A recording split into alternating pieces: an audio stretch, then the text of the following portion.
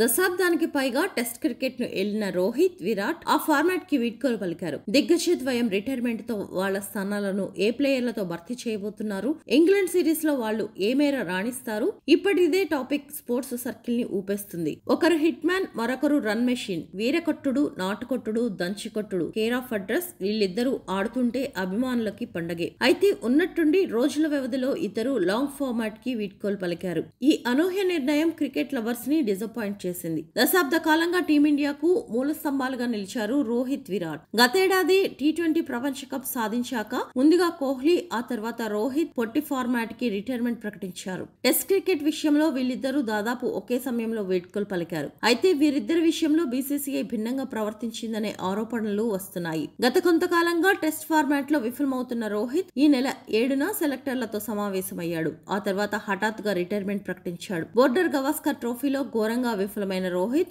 5వ టెస్ట్ లో స్వయంగా తప్పుకున్నాడు. ఇక భవిష్యత్ ప్రణాళికలో రోహిత్ లేడని బోర్డు చెప్పడంతో టెస్ట్ ఫార్మాట్ నుంచి తప్పుకున్నాడు. రోహిత్ తర్వాత కోహ్లీ కూడా తన వీడ్కోలు నిర్ణయాన్ని ప్రకటించాడు. దీంతో డెసిషన్ వెనక్కి తీసుకోవాలని బీసీసీఐ ఒత్తిడి చేసిందని తెలుస్తోంది. కానీ కోహ్లీ మాత్రం ససేమిరా అన్నాడట. ఇద్దరు స్టార్ ప్లేయర్ల విషయంలో బీసీసీఐ భిన్నంగా ప్రవర్తించిందన్న ఆరోపణలు మిన్నంటున్నాయి. దిగ్గజాల టెస్ట్ కెరీర్ ఒకే నెలలో ముగియడంతో భారతీయ అభిమానులు నిరాశలో మునిగిపోయారు. వచ్చే నెల 20 నుంచి ఇంగ్లాండ్ లో 5 మ్యాచ్ల టెస్ట్ సిరీస్ ప్రారంభం కానుంది. ఆ సిరీస్ లో ఈ ద్వయం లేని లోటు ఏ ఆటగాళ్లతో భర్తీ చేస్తారనే చర్చ మొదలైంది. ఈ రేస్ లో పలువురు యంగ్స్టర్స్ కనిపిస్తున్నారు. రెడ్ బాల్ క్రికెట్ లో సర్ఫరాజ్ అసాధారణ ప్రతిభ కనబరుస్తున్నాడు. మిడిల్ ఆర్డర్ ను బలోపేతం చేయడానికి సర్ఫరాజ్ నుంచి పోటీ ఇవ్వగలడు. ఒక జట్టు అవసరాల దృష్ట్యా కేఎల్ రాహుల్ ఏ స్థానంలోనైనా ఆడుతూ రాణిస్తున్నాడు. కొన్నిసార్లు ఓపెనర్ గా, మరికొన్నిసార్లు మిడిల్ ఆర్డర్ లో, ఇంకొన్నిసార్లు లోయర్ ఆర్డర్ లో అదరగొడుతున్నాడు. కోహ్లీ రిటైర్మెంట్ తో 4వ ప్లేస్ లో ఆడడం దాదాపు ఖాయం కావచ్చు.